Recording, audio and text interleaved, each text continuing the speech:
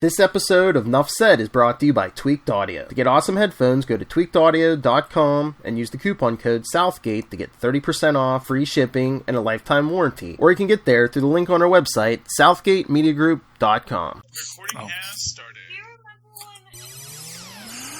Hello and welcome once again to Superconnectivity. I'm your host, Charlie, the Professor Esser. And with me as always is the blue-eyed bomber from the Brig of Perch, Phil. Pitts. Phil me and Perich. Yes, and as my eternal sidekick, young man, Tristan, with the power of three stands. Tristan, what was your question to ask? Yes, you can read my Marvel Tales from 1967. It's a good book, man. You'll enjoy it. Because we're all about those old classic comics in the Esser household nowadays. Because that's all there is to read. J. Jonah St. Jameson looks very weird in that issue, yes. Steve Ditko drew him. Honestly, it looks like he should be an attraction at Asbury Park, the way he drew him. He's got this gigantic face. Trust me. Hey, I'm going to say it. Tristan, you might be able to draw better than Steve Ditko. Yes, I said it! Never liked Ditko's art. At Charlie Esser. You like his Spider-Man? Well, so did Stan Lee. That's exactly why he got the job. He didn't like Kirby's Spider-Man. He liked Ditko's Spider-Man. Because he drew him? He was too big. He was too heroic. He was too heroic looking. Yeah, I was going to say, Ditko drew him like a teenager because he was a teenager. Yeah. Well, and this is what, to its extent, where I think McFarlane got a lot of his influence when he drew Spider-Man, which was a very spindly, thin Spider-Man rather than the more traditionally heroic Spider-Man that we're mostly familiar with. Well, and I mean, McFarlane had him contorting in a bunch of different shit, Yeah. Well, but in both Ditko and McFarlane, I think there's a lot of reference to the grotesque. Mm-hmm. Because that's what I always say about McFarlane's art, is that it really loves the grotesque. It loves the idea of the character with the over-exaggerated features. Mm-hmm. Yeah, he did Spawn. He does a lot of toys now. Yeah. Wait, he's the guy who made McFarlane? Yes, he's the guy who makes McFarlane toys. He's basically Goth Santa. Hey, the man made his bones, and he says, you know what? I want to make toys for a living. I want to be Santa Claus, but I'll charge. Enterprising Canadian. He's a very enterprising Canadian, and I have nothing against Mr. McFarlane, because he does make, I've actually always liked his art as much as I am not a fan of the grotesque. I feel that he really sells it. He makes the grotesque. And I always feel that anytime anyone tries to do McFarlane's style, mm-hmm. it looks really bad. And probably in the same way that when people do Ditko style, it looks bad. Exactly. When you try to ape Ditko style and you try to ape McFarlane's style, Ditko's the guy who drew that thing, who made J. Jonah Jameson look like a sideshow attraction. All right. All right. Want to get to this list? I got 5 things on here. I think. You got 5 things? Wow, I only remember 3. But yes, give me one. Well, we know Agents of S.H.I.E.L.D. We'll probably save that. The Disney hat trick. Oh, okay, yes. So, the Disney hat trick. Okay, so the Disney hat trick is related to the other item, which is, let me see if I can remember it now, the DetecTrekMarvWars, which is actors, writers, or directors who have put their stamp on both a DC property, a Marvel property, a Disney property, or actually not a Disney property, but a Star Wars property and a Star Trek property. And now there's a lot of fighting about this because apparently some obscure show, I never listened to it, it's called This Week in Geek, has what they consider a similar thing, which is they give an award. First off, it's not an award, it's an achievement. And that's the thing. That's a differentiation here. Because they're looking to give an award, And I think they're including Tolkien, Lord of the Rings, and Game of Thrones. And although those are cute little stories that people like, I get it. They're not expanded universes. And let me make my point here, is that when you look at Star Wars, when you look at Marvel, when you look at DC, and when you look at Star Trek, these are all universes that are not single point driven. Meaning that they are universes that expand well beyond what any individual creator ever made and created an empire of stories and canon that goes well beyond whatever it is. Not too loud, Tris. And I think that, so for example, when you look at Lord of the Rings is 4 books. And, the sesquipedalian, or whatever that other, like, poetry thing is. The thing that Stephen Colbert likes a lot. Yes, there is this lore to it. There is some additional canons and book, but it's one guy, J.R.R. Tolkien, and everything is within that. So that someone has made movies within it based on it, I don't think that's an expansive universe because there's nowhere for it to grow. There's no new blood coming into it. And I feel similarly about the Harry Potter verse for the same reason. Now, maybe at some point J.K. Rowling will not be the thrust of it, but I think she always will be. When you look at DC, when you look at Star Trek and Star Wars, in both of these cases, there was this effort to encourage other voices in the conversation. Mm-hmm. So that although, Stan Lee may be the father of Marvel Comics, in his own way, along with Ditko and Kirby, and they had a lot of fathers there. This is basically an episode of, not Jerry Springer, Maury Povich, yes.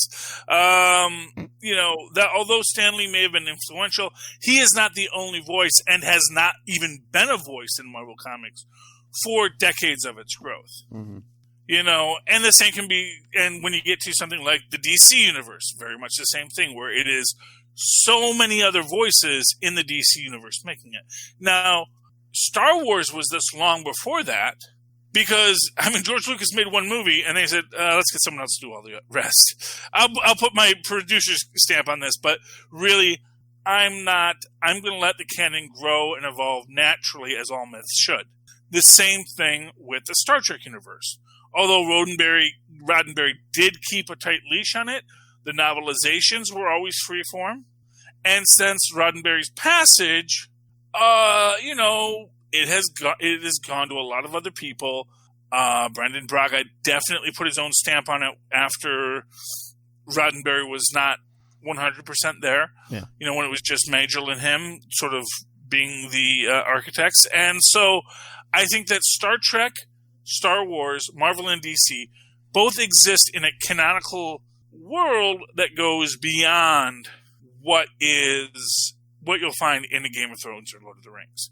Because everyone's, when I posted this on Facebook, when I'm saying, well, what other genre should be in there? It was like, Battlestar Galactica. It had 2 shows. And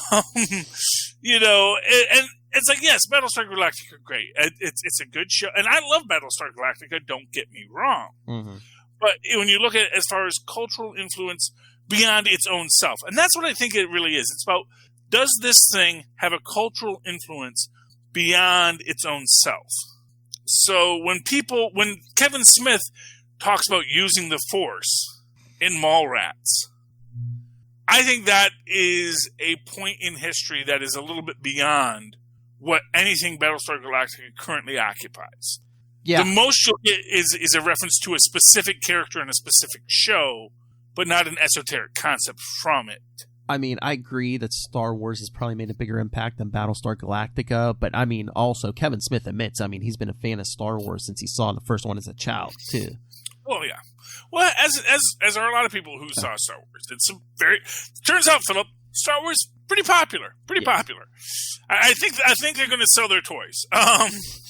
But that's my idea. So my idea is that let's look at who has these 4 franchises, and as people have pointed out, is that 2 of those franchises are owned by one company, which is Disney. Yes.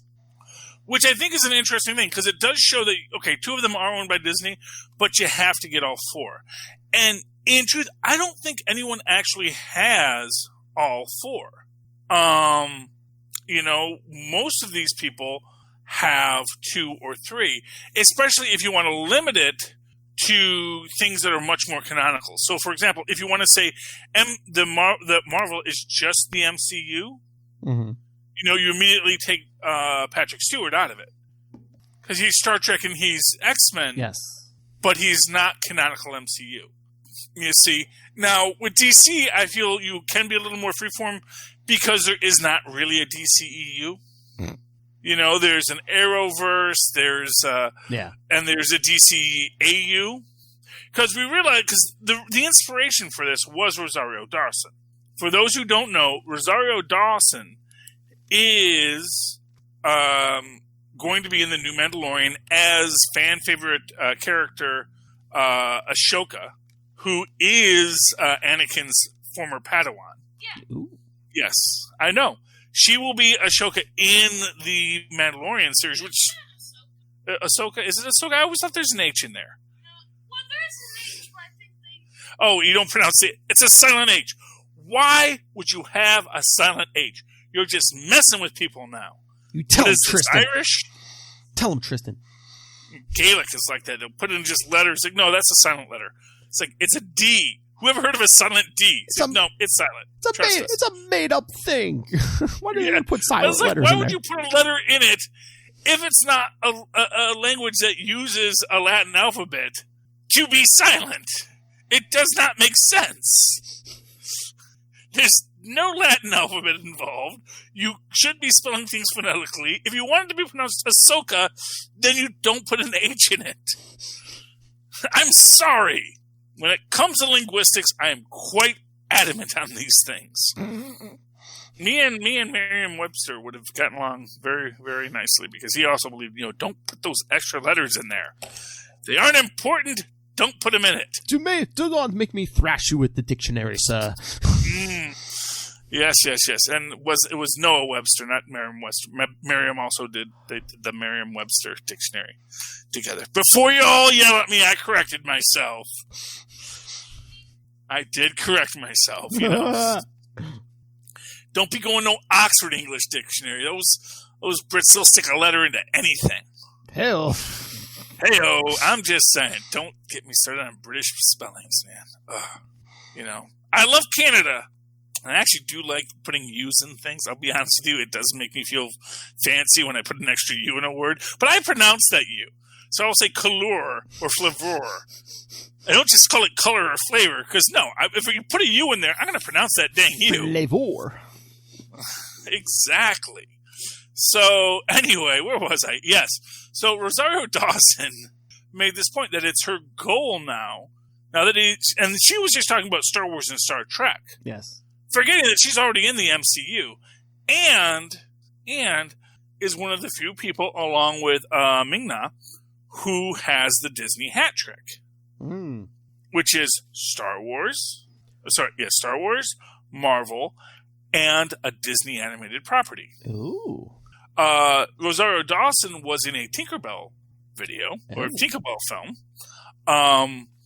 And, of course, Ming-Na, of course, is Mulan, Agent May, and was recently in The Mandalorian. So that's the Disney hat trick. There are several people who have the Disney hat trick, I'm sure, but that's a real interesting achievement, being in all 3 groups of properties, But I don't think anyone actually has a DetecTrekMarvWars. So that's the goal, is someone that can get into Detective Comics, a Detective Comics property, because we do not have a DCEU yet. Now, if we ever get a DCEU yet, we might have to tighten up the reins over there, because then it's going to be like, well, that's Arrowverse, that's not DCEU. But since DCEU isn't having a connected universe yet, you can't hold people responsible for it. And in that, Rosario Dawson has been all over the DCAU. She is her record's there. I don't even know what she's playing there, but she is in a lot of shows in the DC animated universe. And of course, she is in Marvel, and she is in the MCU as the Netflix night nurse. And while people will say that's not really DC, that's not really Marvel canonical universe, by every statement we have from Marvel, that is Marvel Cinematic Universe or the Marvel Connected Universe. And now she's going to be in the Star Wars universe, so she's got the hat trick there. Mm-hmm. And if she gets into that Star Trek universe, if she can find a way in, then she may be the only person with the full DetecTrekMarvWars.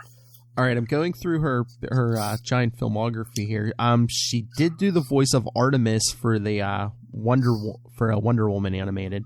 Mm-hmm. I'm still scrolling, but yeah, so she was at least in one, you know. No, I was going through this earlier because that's how I actually found out that she was in a Tinkerbell film. Oh, in Justice League Throne of Atlantis, she actually was Wonder Woman. Yeah, no, she's been in a lot. Trust me, I did do my research into this for Rosario Dawson. Well, I didn't know if you wanted the actual titles. Yeah, Justice League vs. Teen Titans, Justice League Dark movie. Yeah. Oh, the Lego. Keep going. You'll see. There's a lot of them. The Lego Batman movie. Remember, she was Barbara Gordon. Yes. Which really I think is really one of her real big selling points in this entire argument, because like not only is she in the Warner's universe, but she's in the Lego Batman universe. Yes. Which I think is in its own way its own achievement unlocked. I mean, she was in Sin City in the sequel to that. Was that DC?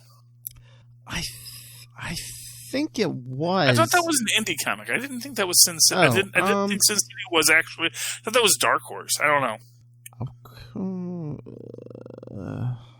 I mean, she is a fan favorite. That's sort of how she gets in this spot. Is like people really like Rosario Dawson. It's Dark Horse Comics. Yeah. Okay. So she's basically in every comic book thing. Yeah. Yeah. I mean, she's Men in Black 2. Mm-hmm.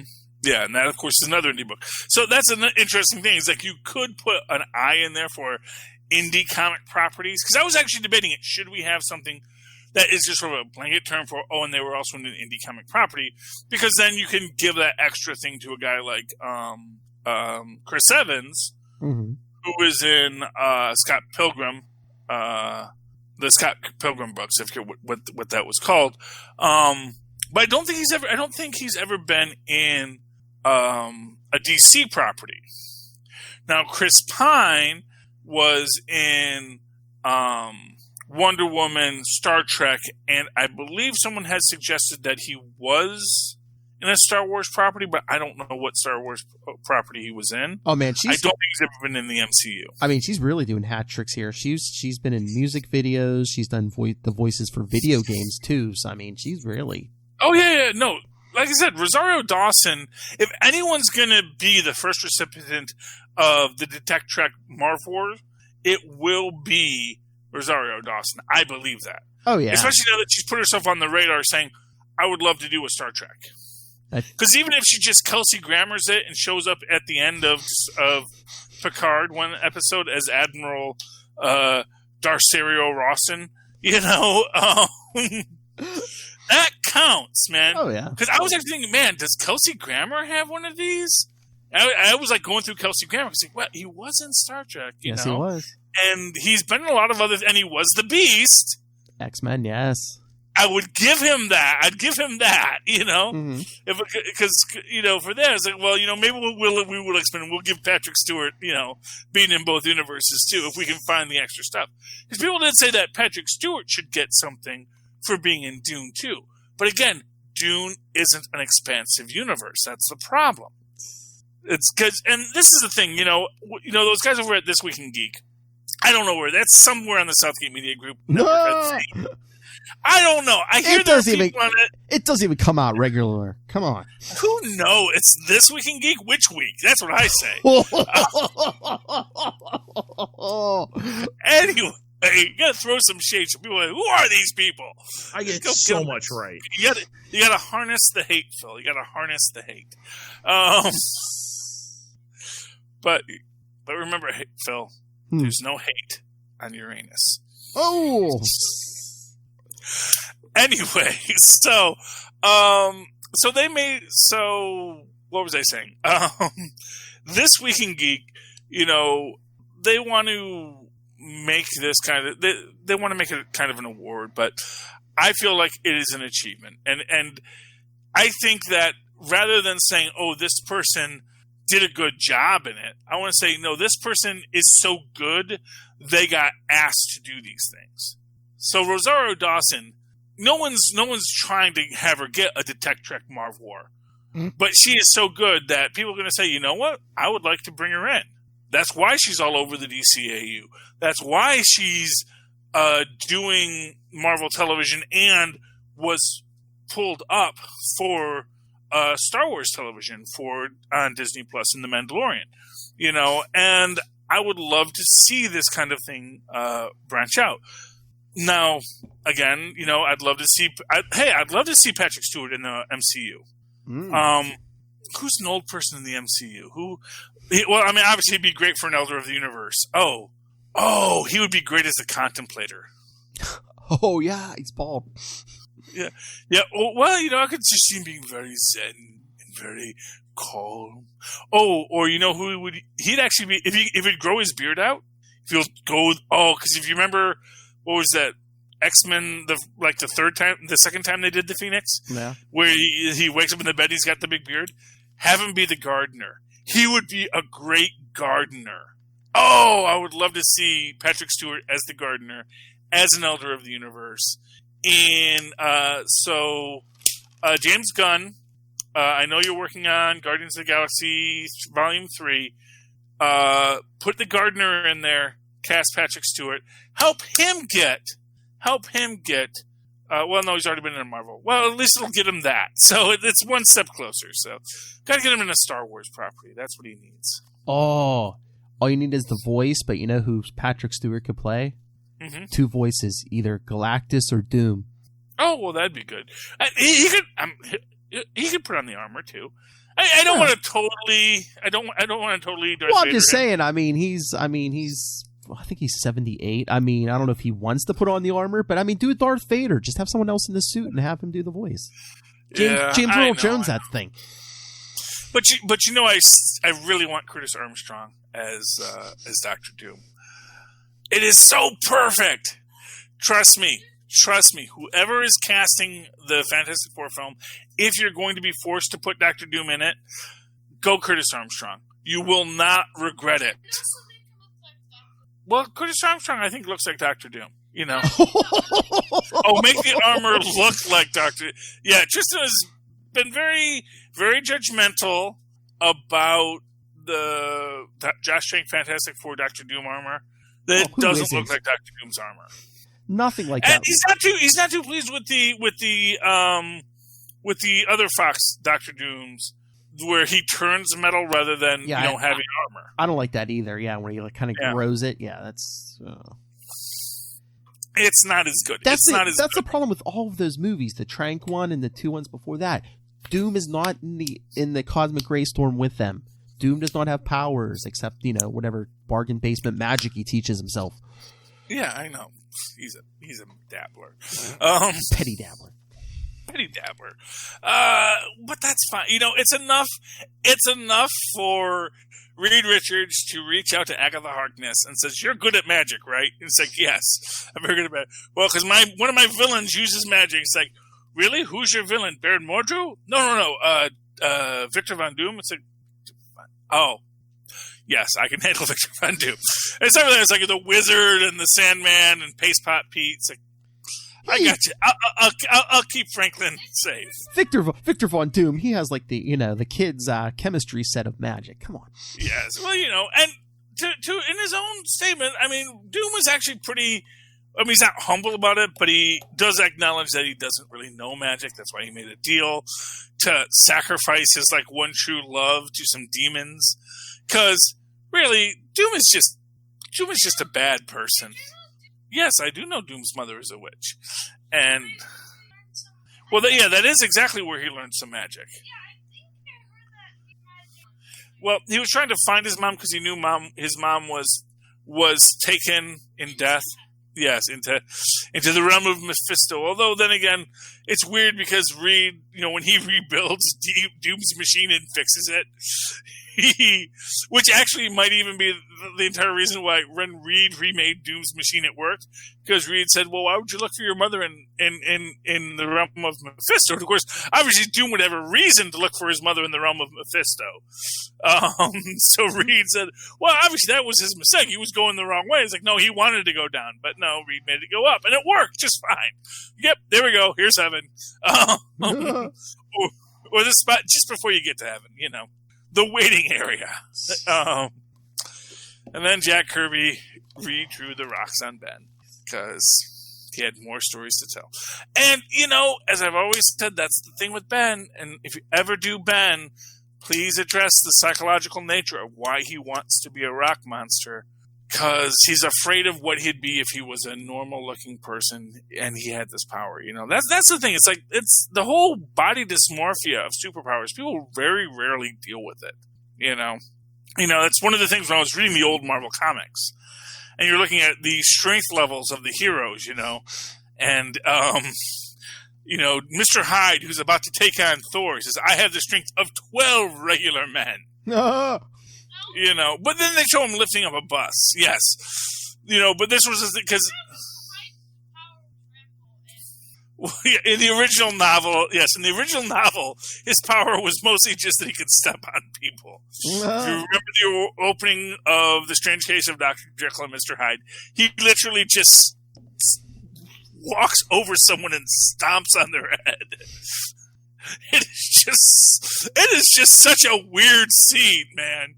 And one I don't think I've ever seen depicted in a film adaptation of Dr. Jekyll and Mr. Hyde. And it is such a amazing scene, the way it's described, that you're like, why isn't this on film? In all of the adaptations, why has no one ever done Dr. Jekyll just curb stomping some random person just by walking over them? Anyway, moving right along.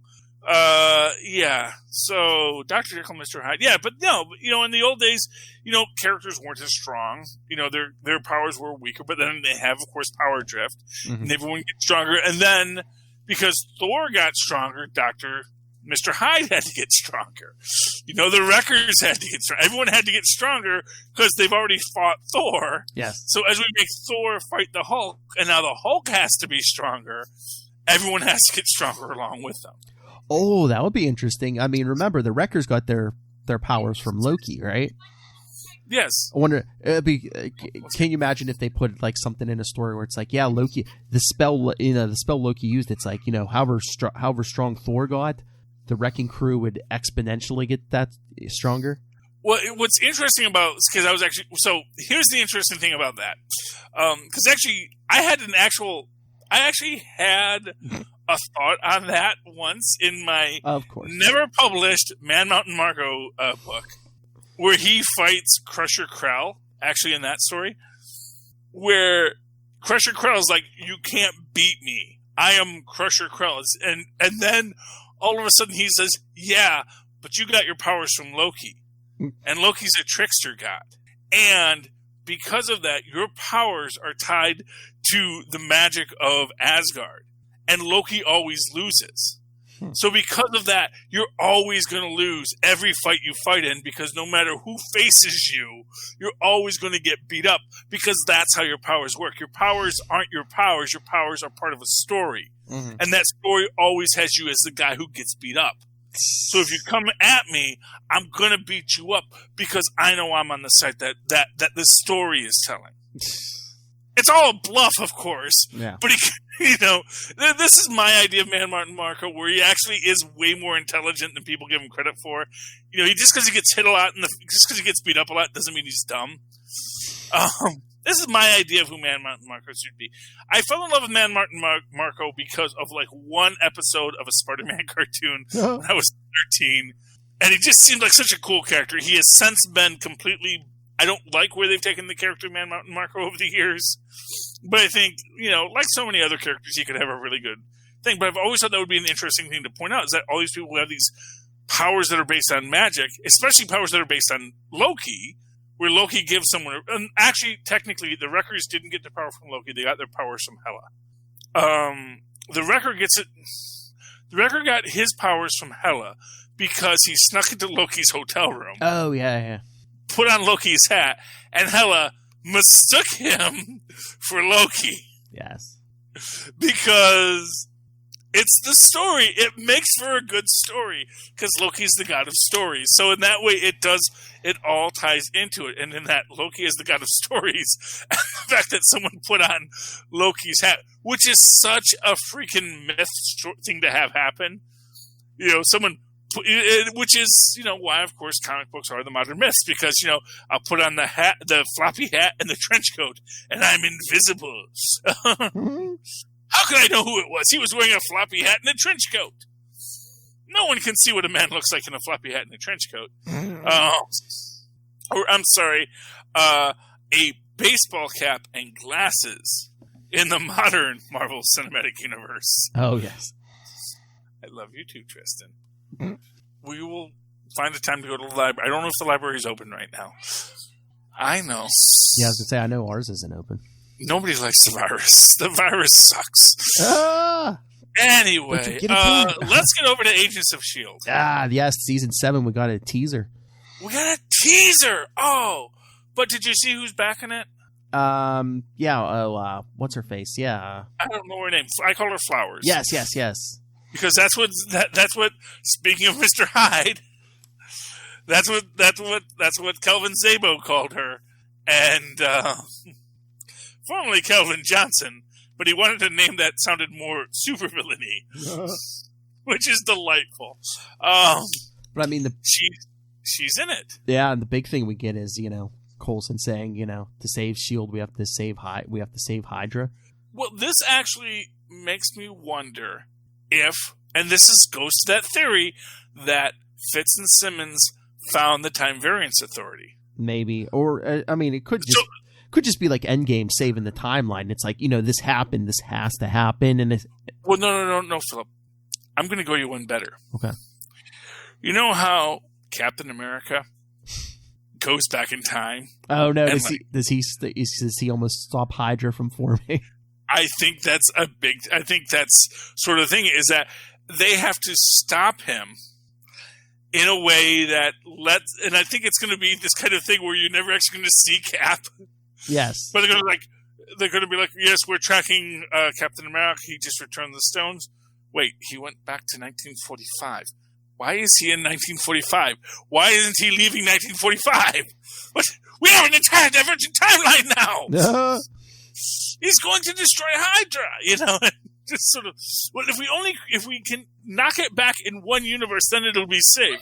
So, Captain America ruined a lot of universes. And isn't that going to create and what if that creates like a giant time paradox? Because it's like if Hydra doesn't form, maybe S.H.I.E.L.D. doesn't form. It wasn't in the MCU. Wasn't it S.H.I.E.L.D. who pulled Cap out of the ice? Yeah, well, I'll go along those. Entirely. That could be the easy way. But yeah. I'm imagining a Time Variance Authority. I'm imagining something where, we have to keep Hydra in existence because Hydra infiltrates S.H.I.E.L.D., that we have to keep the timeline on pace because otherwise, the timeline is going to cause problems. And there could even be a whole things about ruptured time, like they did in Legends of Tomorrow, where suddenly we're going to have dinosaurs running around, or as they did in Doctor Who, much better, where all times were suddenly one time. And, Shakespeare is on Good Morning America about pitching his new play. It's a great new show we've got. There's a lot of things they could do with that, but I think it's interesting that they give you that teaser that, Coulson says we're back to save Hydra. The Coulson bot, because this is an LMD. And what I also like about that is that we see Flowers, and we know that's got to be sometime in the present. Because if he's interacting with Flowers isn't immortal, because she doesn't get her powers until modern times. So even though she has inhuman DNA, unless that's supposed to be like Flowers' grandma or something, maybe Flowers in Human Grandma. Maybe that's sort of the gag in that. Yeah. We're actually going to meet Flowers in Human Grandma. That could be a way they work it out. But then, then it's like, oh yeah, we got to make sure that your granddaughter, grows up on the streets of, Taipei or Madripoor. And, we got Madripoor back. So yes, your granddaughter has to grow up on the streets of Madripoor as a street urchin just to maintain the timeline. But I wonder if that's going to lead into Loki, because that was something that was interestingly suggested recently about, one of the reasons why maybe Disney's being a little more cagey about everything right now is they actually have these timelines, and that's why they can't release Black Widow early, and they don't want to release it on video. It has to be in a theater and why they moved all of the MCU back, because this was an event movie that is kicking off Phase 4. Yeah. And is going to be very importantly tied into everything else, this, of course, is hobbling Disney at the same time. So they're taking this huge gamble that when they come out of this, they're going to be better because they waited. Because, of course, right now, HBO Max is coming in with their own projects, which will allow you to sit there and watch both boobs and then put on something for the kids later, without having to get out of your app. Yeah. Which is a lazy person is something I like to do. Yeah. I know Lilith says, nah, you don't need that, but Lilith's a freaking pirate. She's on the high seas. She's like, oh, I'll just BitTorrent that into my malware, and that fixes everything. I don't know. Yarg, exactly. And, that's not most people. So I think in that level, what is going to work for Lilith isn't going to work for everybody. And so I do think that's another advantage that AOL Time Warner is putting itself in, being in that spot, because part of me thinks Disney is censoring a lot more than people think. Maybe. Because I was watching Agent Carter, because I thought that would be a great thing for me and Maz to talk about next, especially since Sosa is supposed to show up in the new Agents of S.H.I.E.L.D. Oh, crossover. I love it. I love it, yeah.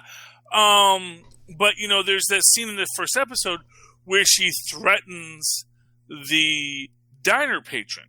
And she grabs a fork to threaten him. But there's a part of my mind that's thinking, wait, didn't she grab a knife the first time I saw this? And I was trying to see if I could find it on another platform. I can't find it on another platform. So I don't know if she grabbed a knife or a fork to threaten to pierce his brachial artery. Okay, well, maybe you will. Yes. Talking about repainting his Five Nights at Freddy's figures. Okay, so can you think of anything else you want to talk about tonight, Philip? Did you want to address the...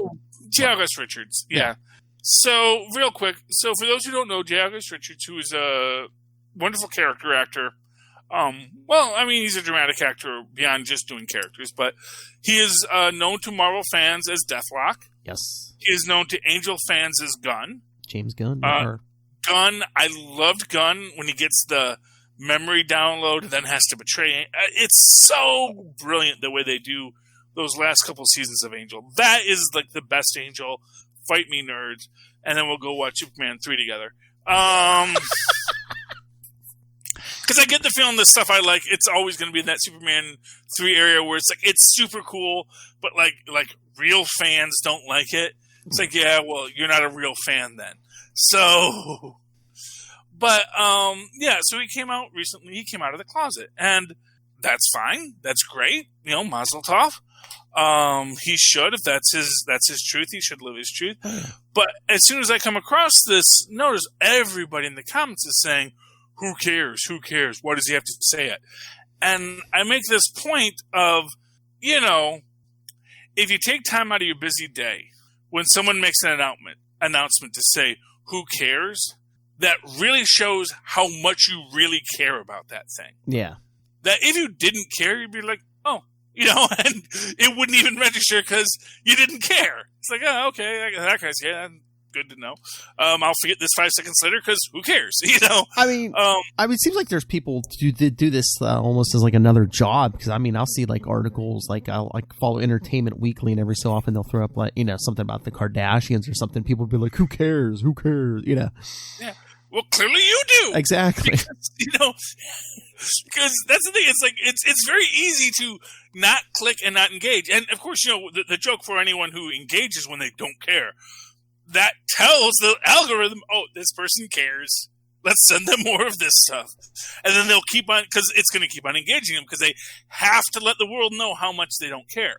And, for what it's worth, as they're going through how much they don't care, they'll always let it slip how much they really care. Mm-hmm. So every single time I'm engaging with one of these people online, I'm saying, well, no, because clearly you care. Because you keep on engaging me to tell me how much you don't care. Yeah. They will eventually say, oh, it's no big deal to come out as gay nowadays. And they can, they sue people over cakes. So clearly it's fine. And it's like, well, clearly if you're going to talk about whether or not, you can get a cake made and that's a big deal to you, to some people, apparently it is. It emphasizes the whole point that, and they will like write pages on this stuff to explain how, they don't care. Totally they're cool with it. They just wish people wouldn't talk about it, and it's like, you're missing the point. And so, yeah, it delights me and bothers me how much people feel I have to say I don't care.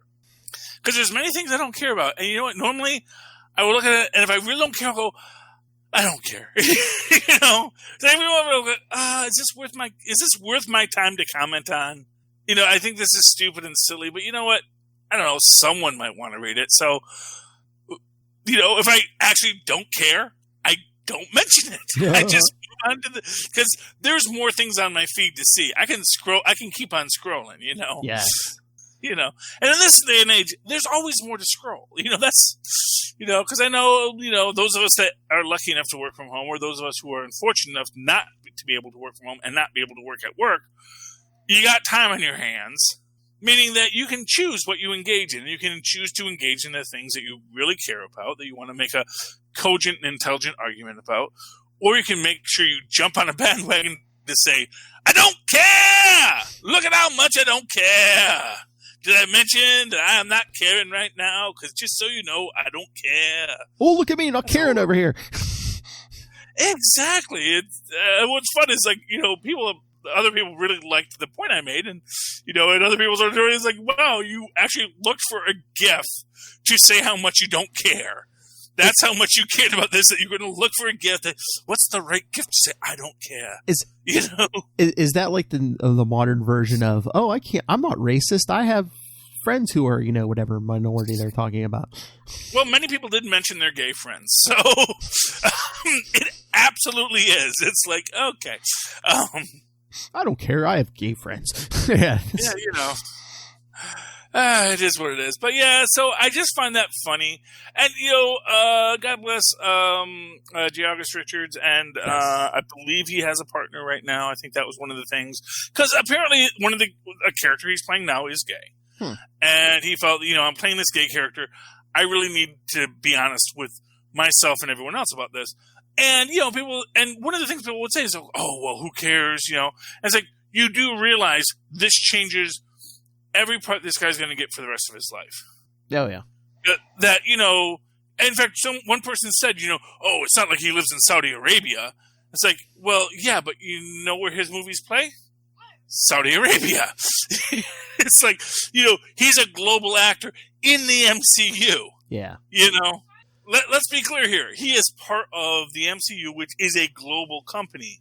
And he is putting himself at risk and his future at risk by coming out. And I respect it and I acknowledge that. And to minimize that, I think is ridiculous, And honestly, I really don't care that he's gay, except for that, I say good for him that he's gay. Good for him that he can live his life. And that's the thing, is like, if you really don't care, if it's like, okay, that's cool. It doesn't change my opinion. You say good for him. Mm-hmm. What? Yes, go ahead and subscribe. I mean, yeah, that was my thing. I scrolled down, I saw it, I was like, oh, hey, I was like, I didn't know that. Okay. Yeah. Well, it's good to know. And Jai White made a point. Michael Jai White. Yeah. Michael Jai White I was kidding with, who I always get confused with Jaleel White. Oh, Their last name is White. Their name has a J. Don't at me, okay? You don't want to be associated with Jaleel White, then be more famous than him beforehand, okay? So Michael J. White and Jaleel White are the same person in my mind, and you cannot convince me otherwise. Oh my God! But same as Morgan Freeman and Morgan Fairchild, they are the same person. I don't believe anyone who says different, but no, I know they aren't. But but for a long time because my brain works funny. I know that. But he came out and he said, this is very cool of him. This is very great of him. And I really, and said very positive things about it, So it's like, that's how you deal with it. You are either positive or you say nothing, because to minimize it is an implication of your own negativity. So that's that, Philip. Why are you getting me on one more rant? Oh, okay. I was going to say, we don't have to go. I know you probably wanted to finish, but do you want to just do an honorable mention? Because I did listen to the Marvels podcast this week. Oh, yes. Oh, Marvels. Oh, man, that's good. Mm-hmm. So, for those of you who don't know, right now you can get the Marvels podcast for free with ads. Yep. Which, if you don't want ads, dude, go subscribe to Stitcher. They will happily give you it for free, first taste, no ads. And you and Maz Manzoor can listen to it without ads. And then, go listen to the other Capes and Lunatics podcast, because we're also on Stitcher. So that's what's great. And the ads aren't even that long. They're like 30 seconds maybe? No, they're short ads. They're short ads. And if it covers their nut, then good, Yeah. But no, I am loving the Marvels podcast. It's based on the comics by, is that Ross and Straczynski? No, it's I think it's Kurt Busiek and Alex Ross. Yeah. Busiek, yeah. You know what? Again, it's the S's in the middle. You put too many S's in your name, how am I supposed to tell? Too many S's, you're all the same person. It's not like it's two E's in the middle. Those are for quality. Actually, I do have two S's in my middle name, too. Yes, you do. So, honestly, if someday it says, wait, did you do Marvels? It's like, no. My name is Esser. That's Busiek. It's S's in the middle. I get it. I'm the same way. It's, For quality.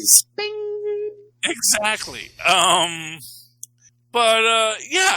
It's so good. Busiek and Ross's story is who? I don't know who Flumpty is. Brought into this radio play style. And what I really love about this is that this is set in the 60s. Yes. When radio plays were still actually technically a thing. That's like what's kind of cool about it. So it has that radio play quality of something so you're listening to it, it's like, this feels like something from the 60s. Yes. When you're listening to Wolverine, because it's set in the modern era, I think there is this disconnect for it. And by the way, Wolverine the Long Night and Wolverine the Road Home, was it? Or was the road something? Yeah, the long Night and the other one's something about a road. But anyway, those are good, and I really like them. And honestly, if you're an X-Men fan, it's great. But this is and also this not only is this the 60s, this is the Marvel 60s. Meaning that there are X-Men, there are Avengers, there are the Fantastic Four. All of the things that are in the Marvel Universe are in this series. So if you ever wanted to watch something that was a truly connected Marvel Universe with really good actors and really good writers and really good story, this is for you. So. Oh, yeah. And I mean, if you're a fan of Marvel, you get that classic, Stanley, coming of Galactus story. I love how they call out too, because they talk about Empire State University, and I think doesn't she say, "Oh yeah, there's protests here all the time," and it's like that's like every other issue of Spider-Man. There's like a protest at Empire State University. Oh, and I love her just hanging out with Pete. Yes. Pete the photographer. He's just great. It's just everything about it is really awesome and really fun. And, I love, did you listen to the Thing episode? Yes, I listened to them all so far, yeah. Oh, yeah. That is, first of all, again, a really great thing. And that's the thing is all the actors in this are just really great for the characters and the stories they're telling. Oh, yeah. And, as I said, you say it's not J.K. Simmons. I'm still not convinced. I mean, in the credits, it says it's not him, but not in the announced credits. That's what bothers me. But I mean, the guy, I think you could, there's a slight difference, but he does like a pretty good J.K. Simmons, J. Jonah Jameson. I know, and it is really great. It is very enjoyable. Everything about this. It's like, it makes me wish I was still riding the subway. Because just to sit and listen to this story is so much fun and so enjoyable. And so I recommend that to everybody. Yeah, and I don't have anything to say deeper than that. I don't really have a lot of lore with it because obviously it's all established comic book lore, although it is its own group. And we actually have a female protagonist character in there who's our plucky girl reporter, who is not Betty Brant. Yes. Which is fun, just to have a plucky girl reporter, not Betty Brant, who's actually going to be our own point of view character in this. So, and the X-Men aren't in it, but they found a way to include mutants. Yeah, well, we don't know the X-Men aren't in it. Well, not yet. I'll say. Yeah, I mean, her friend seems real close to Pyro. He's not because he dies. But sorry, spoilers.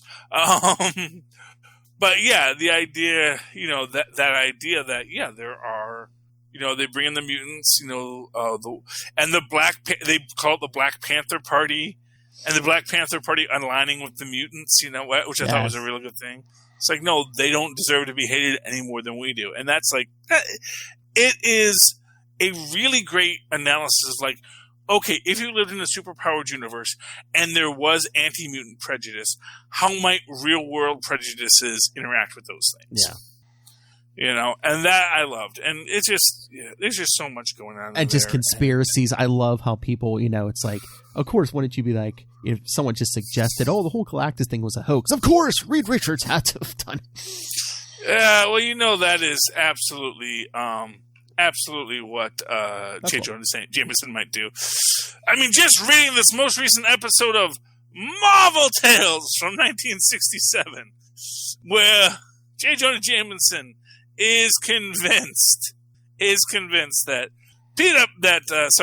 Spider-Man is a coward, as he always knew. So, and that again is just all these things that just, and I love the fact that everyone kind of hates J. Jonah Jameson, both in the 1960s, the actual 1960s comic books, where they're like, he's the boss, we hate him, but he does what he does. And that they do capture that where, like, people do see him as that, grinning monstrosity that Ditko drew. So, I like it. It is really good. It is really, really good. Why does Donald Duck's beard grow when he's on an island? Why did, the feathers get longer? That doesn't make a lot of sense to me. DuckTales universe, we never really did talk about Gadget in Double O Duck, but because actually I do have a deeper lore theory that ties in the Rescue Rangers theories, but we'll try and talk about that next week. I don't have a big list, Phil. I have lists, Phil, but I don't remember them until I see the inspiration on TV. That's why I keep the TV running. It's like, oh yeah, that. Oh hey, yeah, you know what that thing is? I'm all about memory cues, Phil. Remind me, Magic Picture Box. Remind me, yes, the mighty box, which is wise in many things. Oh. Yes, the magic glowing box, it is wise in many things. Okay, wise in many things. It's my favorite line. That is from the Incredible Hulk Returns, where he fights Thor, and Thor says to Banner, "Oh yes," says, Blake tells me you are wise in many things, but if you find a way to sever the link between me and he, I will destroy you. And he's like, and Banner's like, please don't make me angry. Please, just calm down. But Thor is like, hey, because Thor's a jerk. You and your troll, Banner. Oh, yeah, that troll I fought. Oh. Yes. By the way, I did pick this up because I was hoping for a much more sympathetic portrayal, a Conan-esque portrayal of Attila the Hun. No. It's all very, the Huns are the bad guys, and our Confederate general is the good guy, Jeb Stuart. It's like, historically, this story doesn't hold up, because actually Attila the Hun was really kind of seen as a liberator by many people and was known to be very egalitarian to his cohort with whom he worked. Yeah, people. As they, created their own wealth structure throughout the ancient world and basically mostly toppled corrupt regimes, which is why they were able to move forward so well throughout the environment. And, just a thing. Just going to say that. Okay, Philip. GI Combat. Pick it up at your local comic book store if they have long boxes and they're still open. Okay, Philip. Yeah, I think that's everything. Let's get out of here. Okay, so Philip, if people would like to reach out to you, how can they do so? If you want to email me, you can always email me, nightwingpdp@gmail.com. On Twitter, I'm at nightwingpdp. And remember to check out Capes and Lunatics, capesandlunatics@gmail.com. The voicemail is 614-382-2737. That's 614-38-CAPES. And support the sponsors, Hunter Killer. Pod Life the Book. That's right. Tweaked Audio. Tweaked Audio. And if you're going to buy any of these things, you know what I would suggest they do, Philip? What I would suggest they do? What? They should go down to those show notes. Just scroll down. I don't know if you're on YouTube, if you're on the podcast, whatever. Just scroll down or scroll up, whatever you do on your phone. And find that link. That link to Amazon.com from us to you doesn't cost you a cent, but it actually, helps support everything you're seeing here. And we would really appreciate it. And, while you're there, you should actually look at Pod Life the Book, a little book available in both paperback and Kindle. And if you are fascinated by the world of podcastery, that's a book for you because it really has the personal stories of people who have been podcasters, whose lives were saved by podcasting, and people whose lives were maybe not saved, but at least made better for having podcasted because it gave them the connection and a humanity that they did not know prior to entering into this weird and wonderful world of podcasting. So pick up Pod Life the Book. You might enjoy it. It's not too expensive. And if you're a fan of Charlie Esser and Superconnectivity, Charlie Esser mentioned in 2 different chapters. I have heard this, but I don't like to toot my own horn, Philip. I'm not that flexible. Whoa. So, moving right along. If you would like to write to me about your own flexibility, or, why duck feathers grow long, it's because they eat too much bread. See? Look it up. It's true. Write to me in that old-fashioned email way. What? What, boy? Well, yeah, bread is dangerous for the ducks because it makes their feathers grow long. That's my point. All the ducks in Duckburg are eating too much bread. No, actually, the refined carbohydrates actually cause their feathers to their pin feathers to, or not their pin feathers, but their flight feathers to grow oddly. They grow more. Yeah. Tristan, let him end No. Yeah, it's no, but from what I've read, it's actually a problem with their feathers. So anyway, but you know what? For what it's worth, that's the point, is that the ducks in Duckburg no longer fly, so eating the bread causes the growth of feathers, but it's more esoteric, and they do shave and trim their feathers, so they don't really worry so much because they don't use their feathers for flight anymore because of the evolution of the bird beings. Indeed. In the DuckTales universe, which leads to the entire Rescue Rangers universe, which is tied to Double O Duck, which we'll get back to in another episode. But if you want to talk to me about all these things, write to me before we go on much too longer at superconnectivityblog@gmail.com. That's superconnectivityblog@gmail.com. And follow me on Twitter as I live tweet Agents of S.H.I.E.L.D., which is coming back, which we've already mentioned, at Charlie Esser. And that's at CHARLIEESSER. Look for the 2 E's in the middle. For quality. Bing! Thank you, Maz. All right, ladies and gentlemen, thank you for connecting with us once again. Please, next week, come on back. Super connect with us again. Good night. Good night. What's your request, Tristan?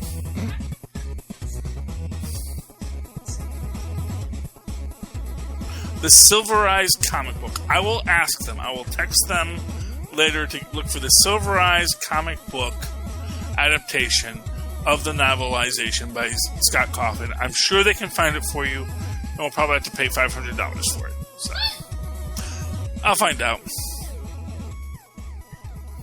That's right. Support your stores. Yes, support your local comic store in these tough times.